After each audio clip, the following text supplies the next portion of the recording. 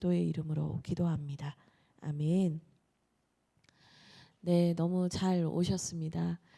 특별 새벽 예배에 이렇게 함께 하신 우리 귀한 성도님들 한 분 한 분 축복합니다. 요즘에는요, 해피 뉴 이어라고 이렇게 인사하는 게 좀 민망한 시대가 된 것 같아요. 저도 해피 뉴 이어 하다가 해피를 붙여도 되나. 뭔가 새해를 시작하는 기대감이나 즐거움, 또 사람들끼리 반갑게 인사하는 그 인사말조차 사실은 마음껏 하는 것이 미안하고 죄송하고 민망하고 어려운 시대를 살아가고 있다라는 생각이 듭니다. 참 어둡고 혼란한 시대라는 생각을 정말 많이 하는데요. 이 시대를 하나의 색상으로 표현한다면 어떤 색깔로 얘기할 수 있을까? 여러분들 마음에도 이렇게 떠오르는 색상들이 있으실 거예요. 근데 제가 딱 처음 생각났고 떠올랐던 색깔은 뭐였냐면 검정색이었어요. 아, 어둡다, 캄캄하다, 이런 생각이 들었습니다. 이 시대에 진짜 소망이 있을까? 이렇게 어두운 시대 가운데 하나님을 찾는 사람들이 있을까? 정말 우리 안에는 무엇을 바라보면서 우리 안에 무엇이 있는지, 또 우리 안에 무엇을 바라보며 살아가야 되는지, 우리 안에도 사실은 혼미하고 혼란한 시대라는 생각이 참 들었습니다. 그래서 성경 66권 중에서도 검정색으로 표현될 수 있는 책이 하나 있을까? 이렇게 생각을 해보니까요. 이제 최 목사님과 그런 이런저런 얘기를 나누던 중에 사사기가 그렇지 않을까라는 생각이 들었어요. 진짜 어둡고 혼란한 이 시대를 담고 있는 책이 사사기다. 사사기도 정말 희망이 없는 시대를 말하고 있다. 그런데 사사기를 가만히 쭉 읽다 보니까요, 검정색으로 표현되는 그 어두운 시대 속에서도 하나님께서 부르시고 세우시고 일으켜 세우셔서 많은 사람을 옳은 대로 돌아오게 하려고 세우신 그 한 사람, 빛나는 한 사람을 세우신 하나님의 이야기가 있더라는 것이죠. 우리는 내가 보이는 게 어두우면 하나님께서 일하시지 않는다고 생각하고요. 내가 보이는 게 어두우면 하나님께서는 우리를 버리신 것 같아라고 생각할 때가 많아요. 그런데 사사기를 보니까요, 어둡고 혼란한 시대 속에서도 하나님은 절대로 우리를 버리지 않으셨고, 하나님은 하나님의 사람들을 세우셔서 그 별과 같이 빛나는 사람들을 통해서 하나님의 역사를 계속해서 써내려 가신다는 것입니다. 그래서 2025년 첫 새해를 밝히면서 무거운 얘기, 어두운 얘기를 하고 싶어서 사사기를 함께 나누고 싶은 게 아니고요.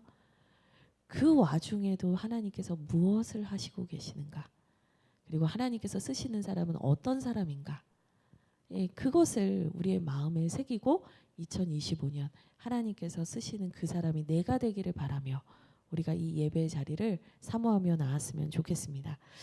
네, 오늘은 제가 첫 시간이다 보니까요, 그 사사기를 오늘 이제 6장부터 이제 인물 중심으로 보게 되는데, 제가 첫날이다 보니까 사사기 전체 개관을 좀 하고 넘어가야 됩니다.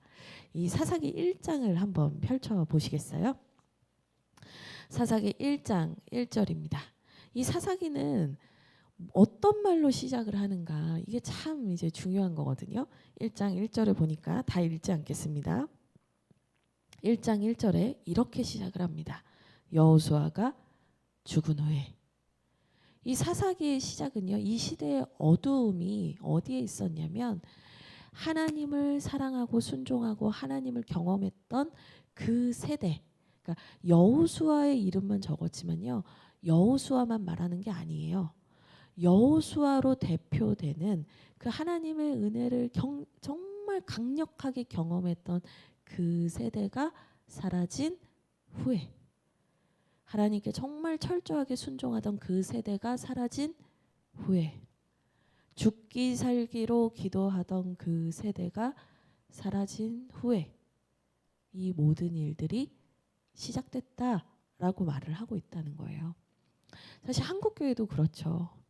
한국교회가요, 예전에는요, 이제 제가 하용조 목사님 설교 듣는 걸 너무 좋아하는데, 하영조 목사님 새벽 예배 시리즈 설교를 듣다 보면 자리가 없어가지고 강대상까지 애들이 막 앉아 있어요. 막 주차할 데가 없어가지고 새벽 3시에 와서 맨 앞자리에 앉아 있었습니다. 막 이런 얘기가 여러분 그게 실화냐 하시겠는데 실화입니다. 실제로요.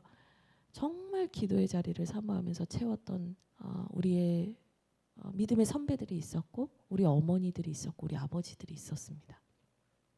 근데 그 세대가 사라진 후에 이스라엘에서는 여호수아로 대표되는 그 하나님을 순종하고 사랑하던 그 세대가 사라진 후에 사실은 이 모든 일들이 시작이 됐습니다. 라고 얘기를 하고 있는 것이죠.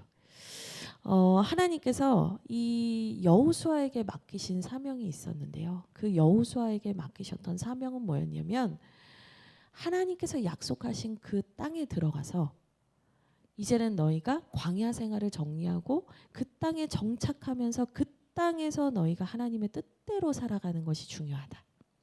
너희가 거룩한 백성으로 살아가는 것이 중요하다. 너희가 너희의 순전함과 거룩함을 지키는 것이 중요하다라는 말씀을 주셨었거든요.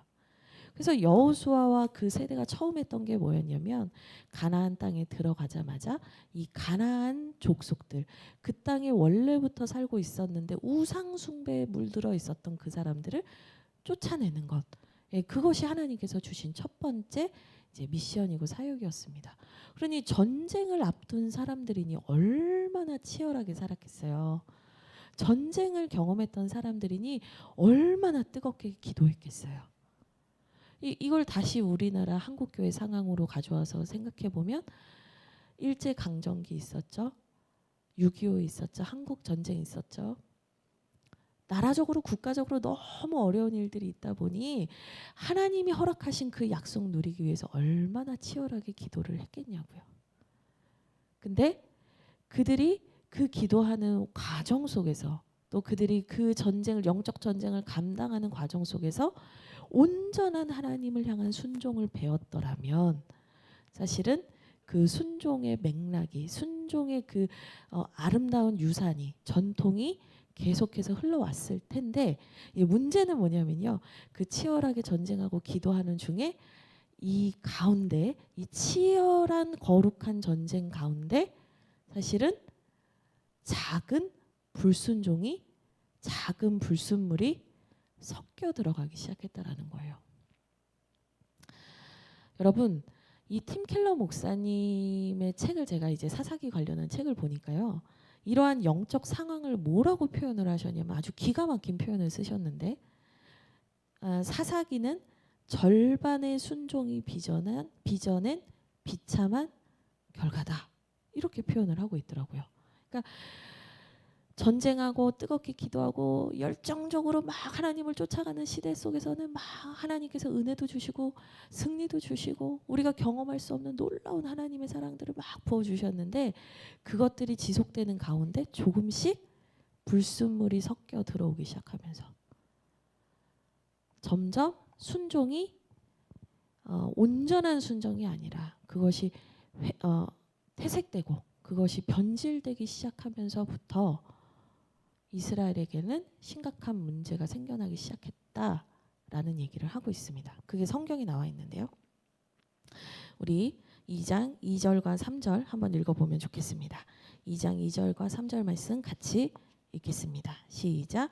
너희는 이 땅의 주민과 언약을 맺지 말며 그들의 제단들을 헐라하였거늘 너희가 내 목소리를 듣지 아니하였으니 어찌하여 그리하였느냐. 그러므로 내가 또 말하기를 내가 그들을 너희 앞에서 쫓아내지 아니하리니 그들이 너희 옆에 옆구리에 가시가 될 것이며 그들의 신들이 너희에게 올무가 되리라 하였노라. 아멘.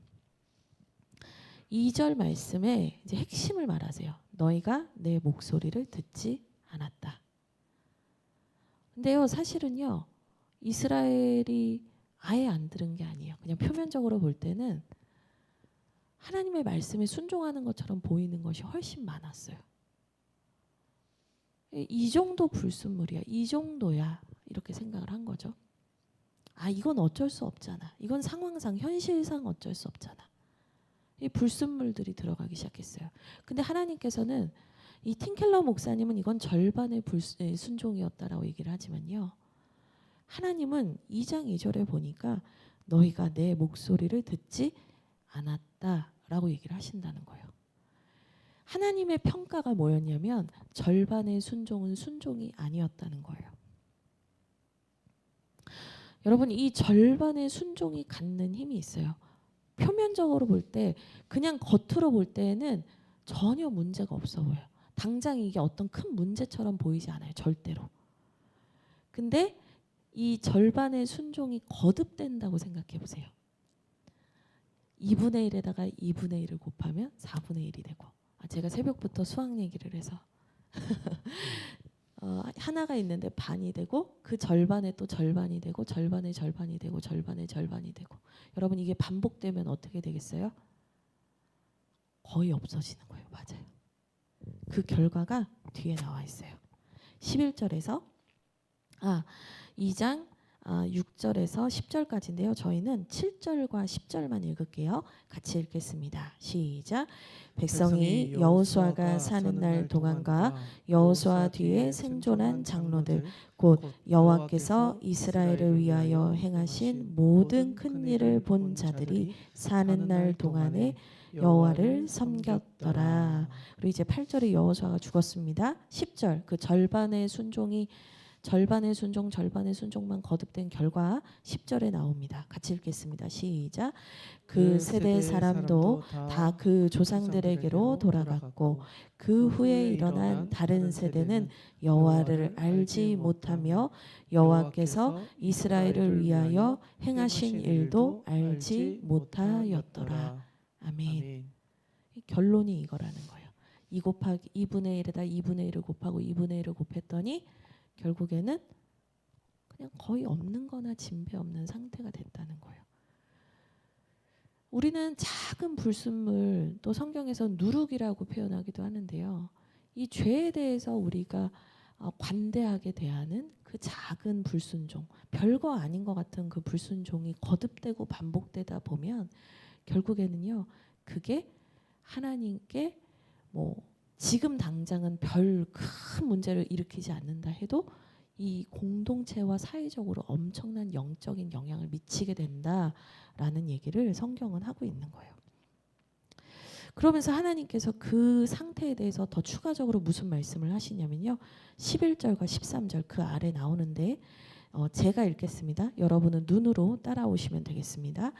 이스라엘 자손이 여호와의 목전에 악을 행하여 바알들을 섬기며 애굽 땅에서 그들을 인도하여 내신 그들의 조상들의 하나님 여호와를 버리고 다른 신들 곧 그들의 주위에 있는 백성들의 신들을 따라 그들에게 절하여 여호와를 진노하시게 하였을 때 곧 그들이 여호와를 버리고 바알과 아스타롯을 섬겼으므로. 이 영적 상태에 대해서 성경이 정확하게 얘기를 해요.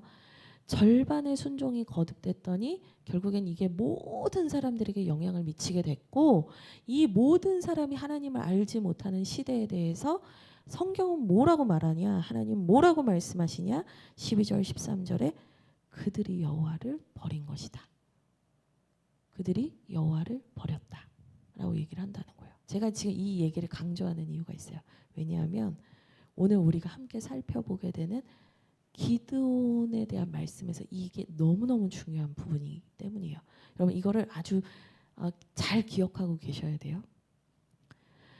이런 상태로 살아가니 너무 힘들죠.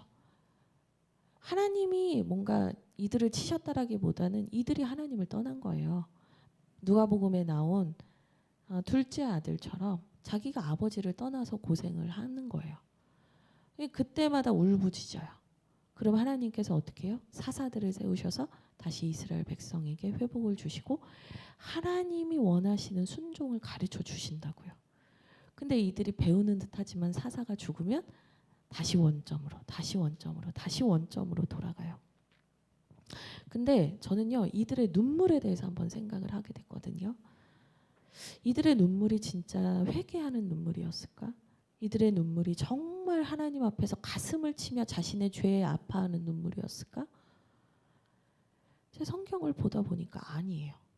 2장 제가 다 읽진 않겠지만 2장 18절과 19절에 그 내용이 나와요. 그들이 울었다. 괴로워서 울었다. 근데 그게 회개를 위한 눈물이 아니고요. 어떤 눈물이냐면 지금 내가 힘들어서, 내가 불편해서. 마치 아이들이 기저귀가 축축해요. 우리 오늘 하민이 아버지가 오셨는데 하민이가 기저귀가 축축하면 어떻게 해요?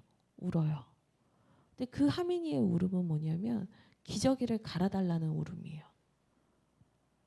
그러니까 그 불편 요소가 해결되면 그쳐지는 눈물이라고요. 근데 이스라엘의 눈물이 그런 거였어요. 내 불편 요소만 그쳐지면 끝나는 눈물이에요. 그러니까 하나님께서는 계속해서 이들에게 순종을 가르치시고 이들에게 영적인 하나님의 그 훈련하심을 하고 있는데 계속 이들은 내 불편 요소만 해결되면 그치는 눈물 정도로 온전한 순종을 배우지 못하는 삶을 계속 산 거예요. 그러니까 19절에 보니까 사사가 나타나서 그들을 구원하면 그들이 좀 괜찮다가, 근데 19절에 사사가 죽은 후에는 그들이 돌이켜서 그들의 조상들보다 더욱 타락했대요.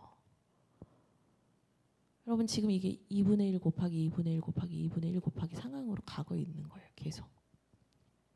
그러니까 사사들을 세우는 게 중요한 게 아니라 이 백성이 사사를 통해서 하나님 뜻에 순종하고 온전한 순종을 배우는 게 더 중요한 거였는데 그들이 울기는 하지만 잠깐의 카타르시스나 자신의 감정을 덜어내는 눈물만 흘리고 있었기 때문에 이들에게 별 변화가 없었다는 거죠.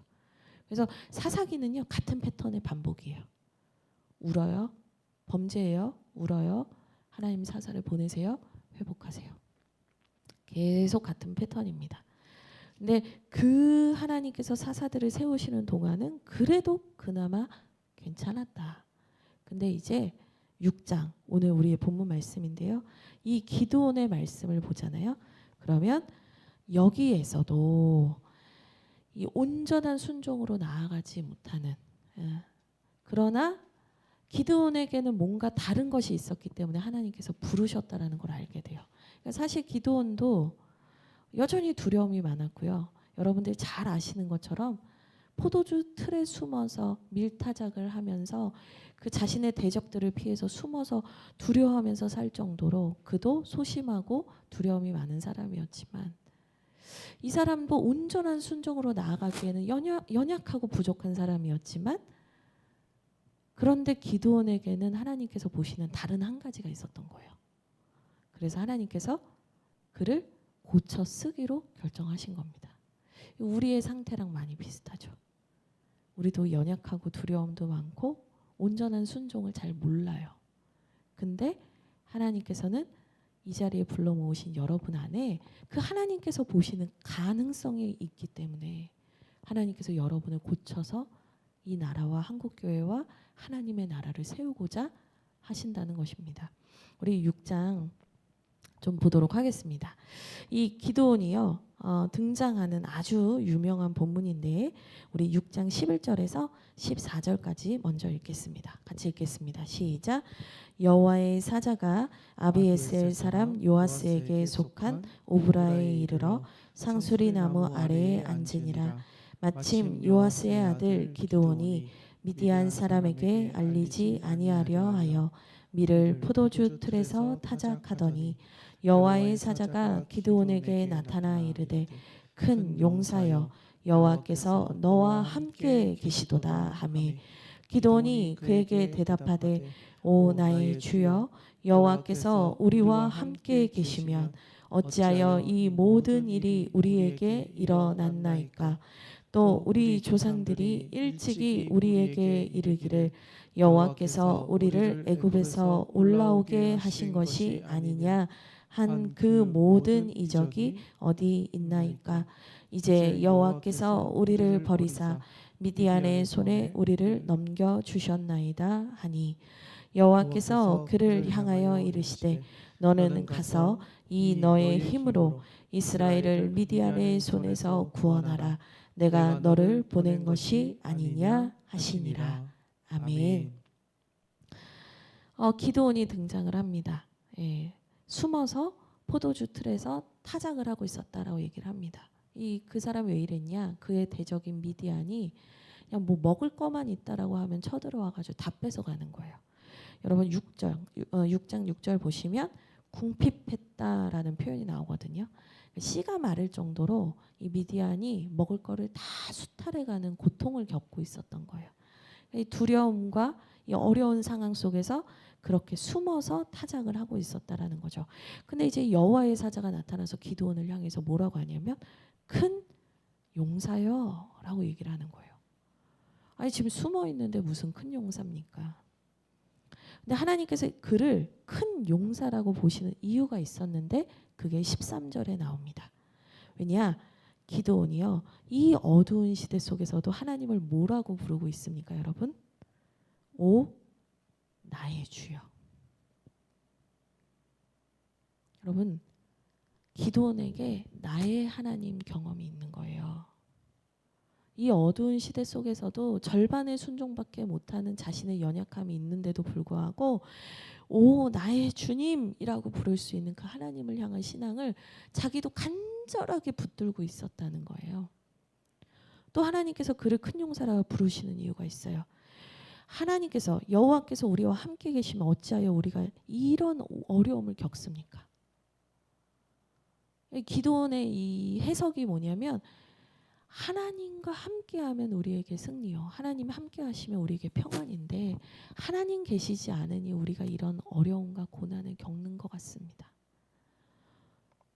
여러분 영적으로 하나님 안에서 하나님과의 관계 안에서 내 문제를 해결하려는 방향성이 있었다는 거예요. 하나님이 요 정도만 가지고 있어도 내가 너를 큰 용사 만드신다. 내가 너를 부른다 이 말씀이기도 해요. 오늘 우리에게. 오 나의 주여 라고 부르면서 기도라도 하려고 하는 사람, 몸부림치면서 어떻게든 기도하려고 하는 사람. 하나님이 함께 계셔야 이 문제 해결되죠. 내가 때로는 연약하고 부족하고 실수하고 넘어진다 하더라도 적어도 이 고백하는 사람을 하나님은 큰 용사로 부르시고 하나님은 하나님의 사람으로서 세우기를 원하신다는 거예요. 기도원이 제가 봤을 때는 이건 너무 저의 지나친 해석일 수도 있지만 저는 이 말씀 묵상하면서 하나님께서 이 마음조차 가진 사람을 찾지 못하다가 기도원을 발견하셨던 것 같아요. 하나님께서 그래서 기도원에게 가셔서 부르시는 거예요. 이제 네가 나의 사람으로 서라 말씀을 하시는 거죠.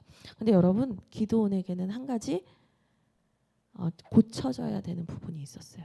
아주 치명적인 문제, 고쳐져야 되는 문제가 있었는데 그게 뭐냐면 첫째는 하나님에 대한 왜곡이 고쳐져야 되는 거고요. 두 번째는 나에 대한 왜곡이 고쳐져야 됐거든요. 근데 하나님에 대한 왜곡이 어디냐? 13절 끝이에요. 이 앞에는 좋았어요. 절반의 순종처럼 절반은 맞는 얘기를 했단 말이에요. 하나님이 함께 계셔야 우리한테 이런 일이 안 일어났죠. 이건 맞아요. 근데 뒤에 보세요. 이제 여호와께서 우리를 버리사. 뭐가 잘못된 거지? 여러분 2장 앞에 우리 읽었던 본문에 이런 말씀이 있어요. 2장 11절 13절 읽었을 때 하나님이 뭐라고 평가하셨냐면 그들이 여호와를 버렸다고 평가했거든요. 서로 버렸대요. 하나님의 평가는 뭐냐면 너희가 나를 떠났지. 너희가 나를 버렸지. 근데 기도는 뭐라고 해요? 여호와께서 우리를 버렸대요. 이걸 고쳐야 하나님이 쓸 수 있는 거예요. 하나님께서 나를 버리신 게 아니라 우리가 하나님께 불순종했습니다. 이걸 알아야 돼요. 그때부터 이제 새 일이 시작이 되는 거예요. 여러분 단순한 순종 우리 교회의 첫 번째 비전인데요. 정말 단순한 순종을 다른 말로 말하면 온전한 순종이거든요. 우리가 절반의 순종만 하고 절반의 순종을 안 할 때 악영향이 미치는 것처럼 우리가 하나님에 대해서도 절반만 알고 절반을 알지 못하면 우리가 계속해서 비전과 사명으로 나아가는 게 아니라 하나님과의 관계에서 씨름하다 넘어지고 실패하는 거에서 그냥 끝나고 마는 거예요. 근데 하나님께서 이 시대가 너무 어두우니까 기드온처럼 오 나의 주여 하는 사람만 있으면 고쳐 쓰시겠다 이거예요. 고쳐 쓰시겠다. 하나님이 버린 것이 아니라 우리가 하나님을 버렸습니다. 이걸 이제 기도원이 깨닫고 나니까, 하나님과의 만남을 통해서 깨닫고 나니까 어떻게 하냐면요. 뒤에 보시면 6장 25절에 여호와께서 기도원에게 이르시되 네 아버지에게 있는 수소 곧 7년 된 둘째 수소를 끌어오고 네 아버지에게 있는 바알의 제단을 헐며 그 곁에 아세라 상을 찍어라. 명령을 하셨을 때 기도원이 어떻게 하냐? 그 바알의 제단과 아세라 신상을, 우상을 다 찍어버려요. 근데 이제 무서워요. 27절 끝에 밤에 행했다. 근데 이 신상 어디 있는 거예요? 집에 있는 거예요. 집에. 아버지에게 있다고 했잖아요. 기도원 아버지 집에 우상 신전이 있는 거예요. 하나님도 섬기고 우상도 같이 갖다 놓은 거예요. 이스라엘 지파 출신이잖아요. 근데 기도원이 하나님을 만나고 그 하나님에 대한 왜곡이 치유되니까 어떻게 돼요? 밤에 두려워서 밤에는 행해요. 근데 그 제단을 다 파했다. 변했다는 거예요. 전혀 다른 행보를 걷기 시작해요. 리더로서의 면모를 갖추기 시작해요. 여러분, 이 시간 바라기는 이 자리에 있는 분들께서 오 나의 주여, 내가 연약하지만 그거 하나는 할 수 있습니다 라는 마음으로 이 자리를 사모하고 나오신 여러분, 하나님께서 여러분에게 왜곡되어 있는 것들을 고치시고 회복하셔서 여러분에게 있는 그 아름다운 가능성을 하나님이 싹 틔우셔서 여러분을 통해서 하나님께서 하나님 나라의 사람으로, 빛나는 사람으로 세워가 주시기를 주님의 이름으로 축원드립니다. 아멘. 이제 마저 15절, 16절만 볼까요? 같이 읽겠습니다. 시작. 그러나 기드온이 그에게 대답하되 오 주여, 내가 무엇으로 이스라엘을 구원하리이까? 보소서, 나의 집은 므낫세 중에 극히 약하고 나는 내 아버지 집에서 가장 작은 자이니이다 하니 여호와께서 그에게 이르시되 내가 반드시 너와 함께하리니 내가 미디안 사람 치기를 한 사람 치듯 하리라 하시니라. 아멘. 이번에도 기드온이 말합니다. 오 주여, 오 주여, 내가 무엇으로 이스라엘을 구원할 수 있겠습니까? 저는 므낫세 중에서도 가장 약하고 우리 집에서도 제일 작은 자입니다. 제일 비천한 자입니다. 아무것도 아닙니다. 겸손의 표현일 수도 있지만요. 기드온 안에도 자기 자신에 대한 왜곡이 있는 거예요. 예, 나는 아무것도 할 수 없다. 뭐 우리는 아무것도 할 수 없죠. 그런데 아까 기드온의 첫 번째 말 13절 말에 따르면 하나님 함께 하시면 저 할 수 있습니다. 이렇게 말했어야죠. 근데 이제 기드온 안에도 아직 치유되지 않은 자기의 모습들이 있는 거예요. 근데 하나님께서 말씀하십니다. 반드시 내가 너와 함께 하겠다. 반드시 내가 너와 함께 한다. 오 나의 주여, 이것만이라도 붙잡고 있는 너, 내가 반드시 너와 함께해서 너 고치고 너 세울 거고 너와 함께 이 백성 고칠 거다. 여러분, 여기에서 기드온이 단순한 순종으로 나아갑니다. 바라기는 여러분 안에 있는 나는 못해, 나는 안 돼, 난 이거밖에 안 돼, 난 여기에서 멈춰야 돼. 여러분, 이 생각 마귀가 주는 생각입니다. 하나님이 함께 하시면 됩니다. 하나님이 여러분에게 인도하시고 이끌어 주시면 됩니다. 그 하나님 이 새벽에 꼭 만나셔서 여러분의 한계를 뛰어넘고 이 시대 가운데 하나님의 귀한 종으로 쓰임 받으시기를 주님의 이름으로 축원드립니다. 이제 우리 함께 기도하겠습니다.